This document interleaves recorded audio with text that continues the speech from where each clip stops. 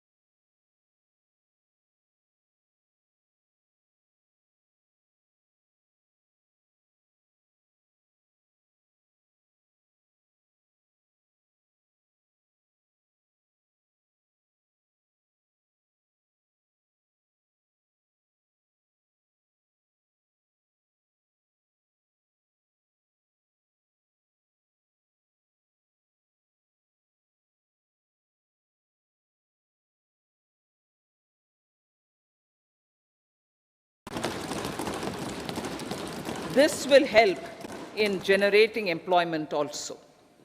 Promoting investments. The FDI inflow during 2014 to 23 was 596 billion US dollars, marking a golden era. That is twice the inflow during 2005 to 14. For encouraging sustained foreign investment, we are negotiating bilateral investment treaties with our foreign partners in the spirit of First Develop India. FDI is First Develop India. Reforms in the states for Vikasit Bharat. Many growth and development enabling reforms are needed in the states for realizing the vision of Vikasit Bharat. A provision of 75,000 crore rupees as 50-year interest-free loan is proposed this year to support those milestone-linked reforms by the state governments. Societal changes. The government will form a high-powered committee for an extensive consideration of the challenges arising from fast population growth and demographic changes. The committee will be mandated to make recommendations for addressing these challenges comprehensively in relation to the goal of Vikasit Bharat. Amrit Kal as Kartavya Kal.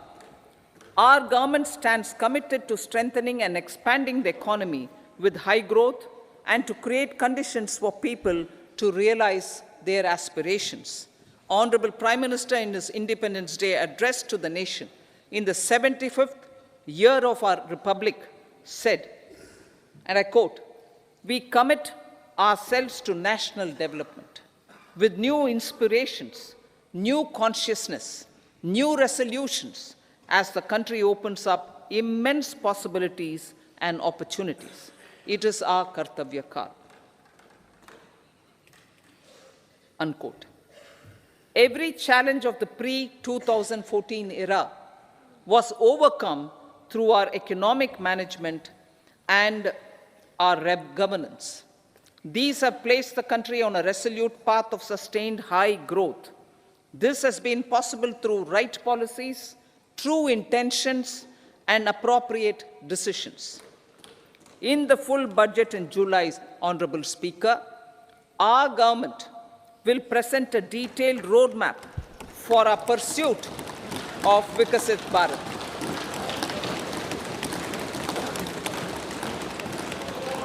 Revised estimates. Revised estimates of 2023-24. The revised estimate of the total receipts other than borrowings is 27.56 lakh crores of rupees, of which the tax receipts are 23.24 lakh crore rupees. The revised estimate of total expenditure is 44.90 lakh crore rupees. The revenue receipts at 30.3 lakh crore rupees are expected to be higher than the budget estimate, reflecting strong growth momentum and formalization in the economy.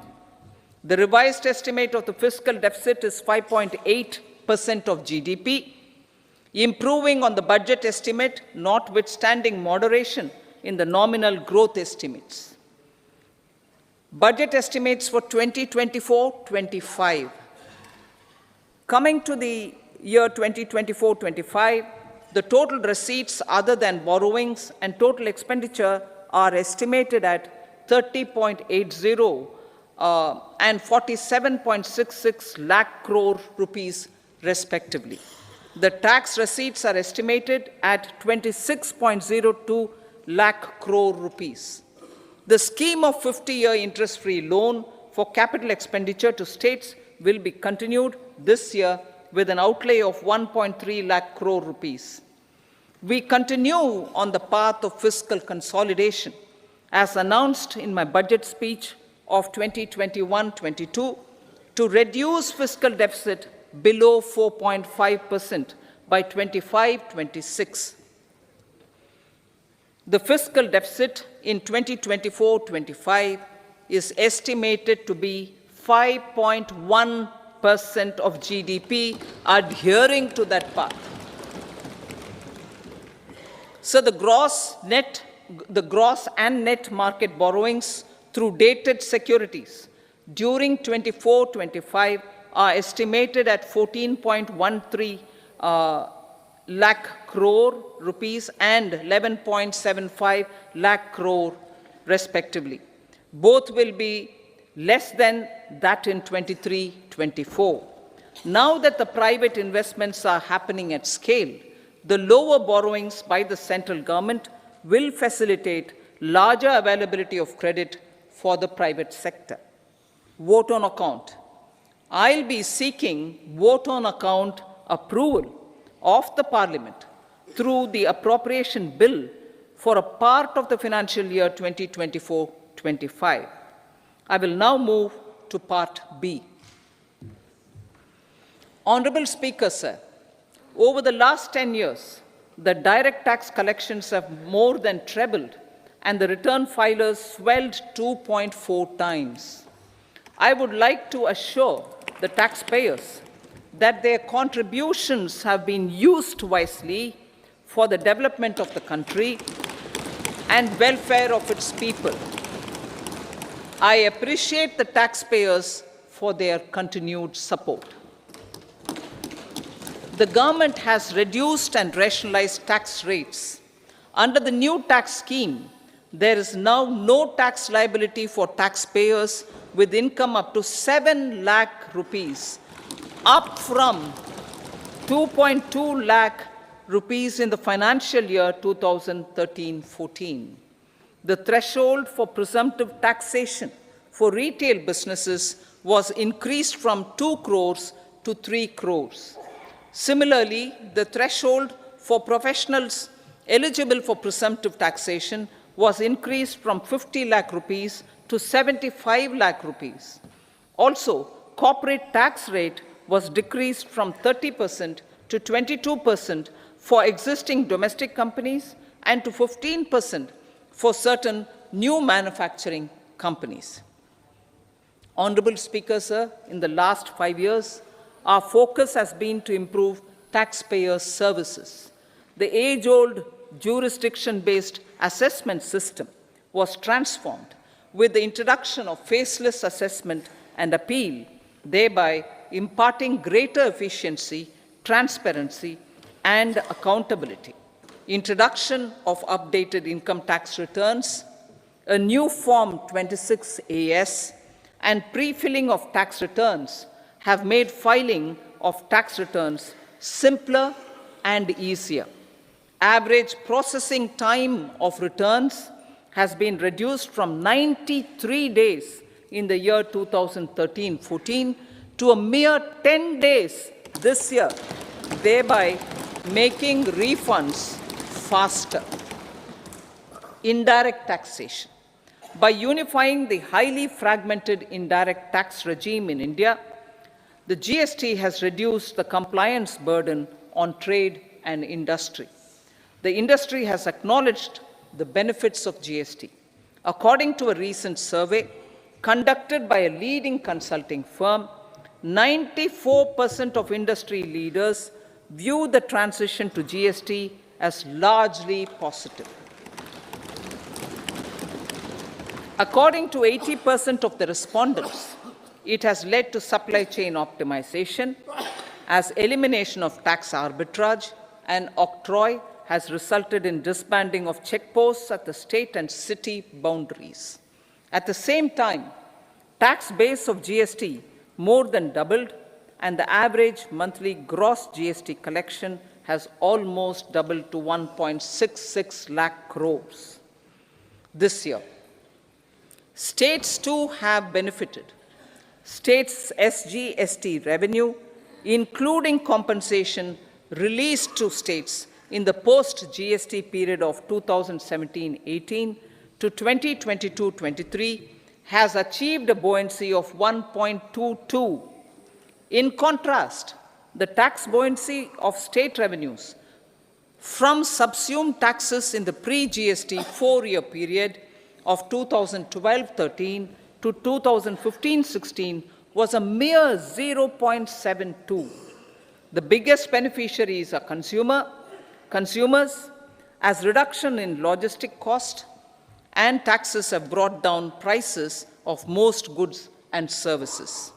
We have taken a number of steps in customs to facilitate international trade. As a result, the import release time declined by 47% to 71 hours at inland container depots, by 28% to 44 hours at air cargo complexes, and by 27% to 85 hours at seaports over the last 4 years since 2019, when the national time release studies were first started. Tax proposals. As for tax proposals, in keeping with the convention, I do not propose to make any changes relating to taxation and propose to retain the same tax rates for direct and indirect taxes, including import duties. However, certain tax benefits to startups and investments made by sovereign wealth or pension funds, as also tax exemption on certain income of some IFSC units, are expiring on 31/3/2024. To provide continuity in taxation, I propose to extend the date to 31/3/2025. Moreover, in line with our government's vision to improve ease of living and ease of doing business, I wish to make an announcement to improve taxpayers' services. There are a large number of petty, non-verified, non-reconciled, or disputed direct tax demands, many of them dating as far back as 1962, which continue to remain on the books, causing anxiety to honest taxpayers and hindering refunds of subsequent years. Honorable Speaker, sir, I propose to withdraw such outstanding direct tax demands up to 25,000 rupees pertaining to the period up to financial year 2009-10 and up to 10,000 rupees for financial years 2010-11 to 2014-15. This is expected to benefit about 1 crore taxpayers. 1 crore taxpayers would benefit out of this. Economy then and now. In 2014, when our government assumed the reins, the responsibility to mend the economy step by step and to put the governance systems in order was enormous. The need of the hour was to give hope to the people, to attract investments, and to build support for the much-needed reforms. The government did that successfully, following a strong belief of nation first. The crisis of those years has been overcome, and the economy has been put firmly on a high, sustainable growth path with all-round development. It is now appropriate to look at where we were then. I repeat, it is now appropriate to look at where we were then till 2014 and where we are now, only for the purpose of drawing lessons from the mismanagement of those years. The government will lay a white paper on table of the House.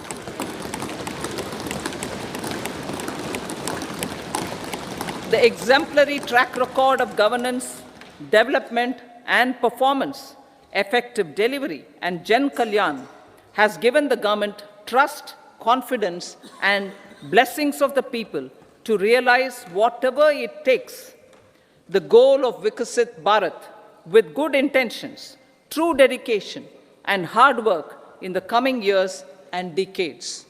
With this, Honorable Speaker, I commend the interim budget to this august House. Jai Hind.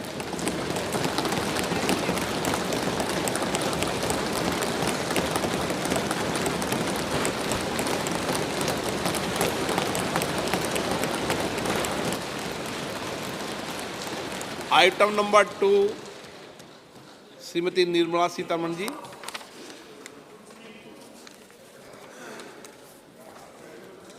So, with your permission, I rise to lay on the table the following statements under Section 3(1) of the Fiscal Responsibility and Budget Management Act 2003, Medium-Term Fiscal Policy cum Fiscal Policy Strategy Statement and Macroeconomic Framework Statement.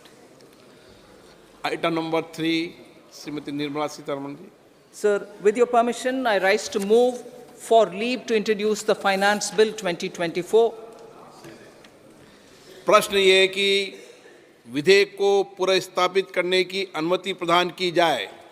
जो सदस्य इसके पक्ष में हाँ कहें, जो सदस्य विरोध में ना कहें। मेरे विचार में निर्णय हाँ वालों के पक्ष हुआ, हाँ वालों के पक्ष हुआ। माननीय मंत्री जी विधेयक को पुनर्स्थापित करें। Sir, I introduce the bill. सभा की कार्रवाई शुक्रवार दिनांक 2 फरवरी 2024 को प्राप्त 11 बजे तक के लिए स्थगित की जाती है।